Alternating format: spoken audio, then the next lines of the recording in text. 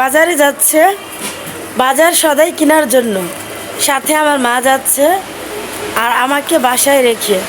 তো দেখি কি বাজার নিয়ে আসে। এই হচ্ছে বাজারের ব্যাগ।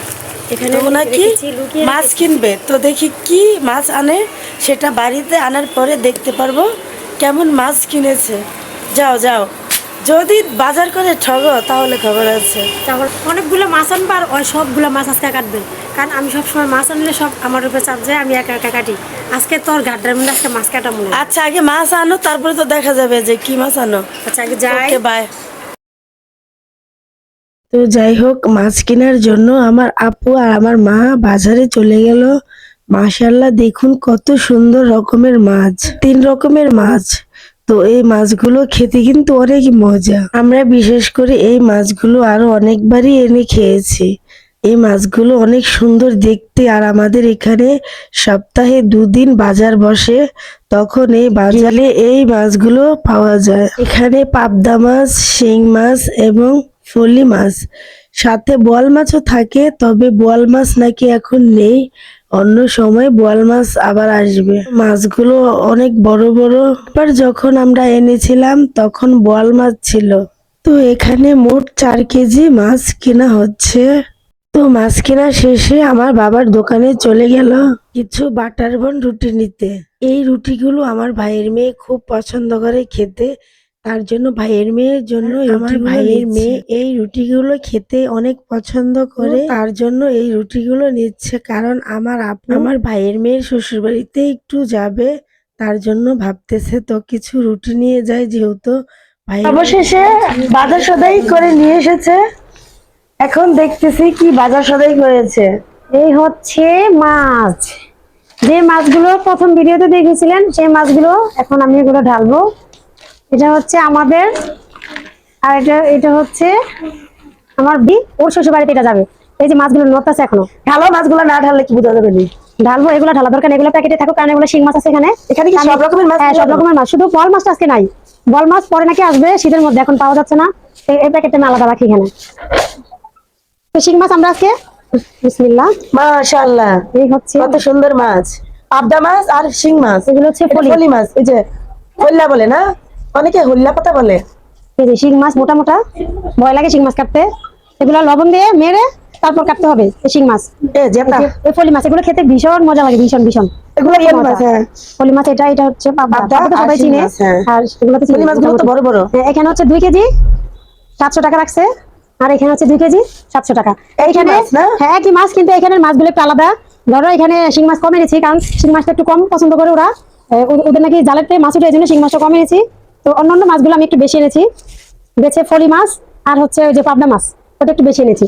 এগুলো ঢালবো না, কারণ এগুলো অনেক সুন্দর, এগুলো গুছিয়ে নিতে আবার বিরক্ত লাগবে, তো সেই জন্য প্যাকেটে থাকুক, কারণ একটু পরে আমি এগুলো নিয়ে যাবো, ওর শ্বশুর বাড়িতে নিয়ে যাবো, ওকে এগুলো গিফট দেবো। আচ্ছা ঠিক আছে, তো অনেক সুন্দর মাছ, এখন কাটো, তারপর রান্না। তো যাই হোক, এদিকে আমার আপু মাছগুলো কেটে নিচ্ছে রান্না করার জন্য, আর আমি প্রস্তুত হচ্ছি রান্না করব। ফ্রিজের মধ্যে অনেক রকমেরই সবজি আছে, তো কি দিয়ে রান্না করব সেটাই ভাবতেছিলাম। কারণ ভুনা খেতে অনেক মজা লাগে এই ধরনের মাছগুলো, আর ভুনা খেতে খেতে অভুক্তি, তার জন্য আমার মা বললো ভুনা না করতে, সবজি দিয়ে রান্না করার জন্য। আমি ভাবলাম এই মাছগুলো সবজি দিয়ে তেমন মজা লাগবে না, ভুনাই ভাল লাগবে। মা বলতেছে আর কত ভুনা খাওয়াবি, ভুনা খেতে খেতে অভুক্তি। আর পেঁয়াজের অনেক দাম বেড়েছে, 100 টাকা কেজি হয়ে গেছে পেঁয়াজ।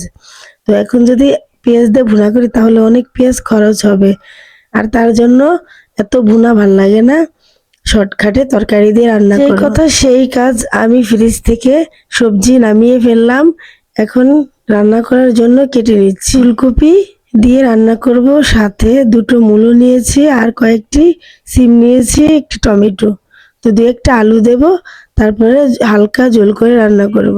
আর এইদিকে আমার ছেলেমেয়েরা বলতেছে যে ওদেরকে যেন ভুনা করে দেই, আর আমি বললাম যে একদমই ভুনা করব না, তোমরা একদমই তরকারি খাও না, শাক সবজি খেতে হয়, না হলে শরীর অপুষ্টিকর থাকে।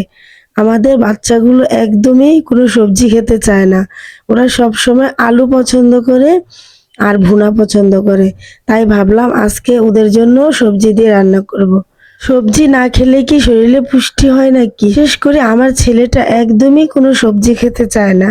ও শুধু আলু আর পেঁয়াজ এই দুটাই খুব পছন্দ। তাই এখন ওকে পটিয়ে বলতেছি, বাবা অনেক মজা করে রান্না করব, আর ফুলকপি পছন্দ করে আমার ছেলে। তো ওকে বললাম যে তোমাকে ফুলকপি আর আলু ঝোল দেব, মাছ দেব। তারপর বলল যে ঠিক আছে, যদি মজা হয় তাহলে খাবো। তো যাই হোক, এই যে দেখুন আমার তরকারির কালারটা মাশাআল্লাহ অনেক সুন্দর হয়েছে। সাথে আমি একটু করলা ভাজি করতেছি, কারণ এক তরকারি দিয়ে এমনিতেই ভাত খাওয়া হয় না, সাথে আরেকটা করলে ভালো লাগে। এদিকে বাচ্চাগুলোকে পটিয়ে ভাত খাওয়ার জন্য বসালাম, বললাম যে দেখো কত সুন্দর হয়েছে, তোমরা খেতে অনেক মজা পাবা। তো যাই হোক, ওরা বসে পড়লো আর আমি এক টিকটি করে প্লেটে ভাত বেড়ে দিচ্ছি আর সাথে মাছ দিচ্ছি। ভাবছিলাম আমার মেজো আপুকে নিয়ে খেতে বসবো, তবে আমার মেজো আপু আর সময় পেল না, সে আমার ভাইয়ের মেয়ের শ্বশুর বাড়িতে চলে গেল মাছ দেওয়ার জন্য। ওকে একাই রান্না করতে হলো এবং একাই সবকিছু সামলাতে হচ্ছে। তো যাই হোক, খাবারের জন্য এখন বসে পড়লাম, এক এক করে প্লেটে বেড়ে নিচ্ছি। কেমন হয়েছে তা জানি না, তবে দেখতে মনে হচ্ছে মজাই হবে। এর সাথে করলা ভাজিও করেছি। তো করলা ভাজিও অনেক মজা খেতে, তবে শীতকালে সবকিছুই খেতে অনেক মজা লাগে, ভালো লাগে। তো এখন আমি খেতে বসে পড়লাম বাচ্চাগুলোকে দিয়ে। তো ভীষণ মজা হয়েছে, ভাবছিলাম আমার আপুকে নিয়ে খাবো। তো আমার আপু তো ভাইয়ের মেয়ের শ্বশুরবাড়িতে চলে গেল, তাকে নিয়ে আর খাওয়া হচ্ছে না, একাই খেতে হচ্ছে। অবশ্য একা না, আমার মা খাচ্ছে এবং আমাদের বাচ্চাগুলো খাচ্ছে। তো ভীষণ মজা হয়েছে, আর মাছটা এত স্বাদ হয়েছে। শীতকালীন শাকসবজি সবসময় খেতে মজা লাগে, শীতের তরকারি যে কোনো মাছ দিয়ে খেতে অনেক মজা।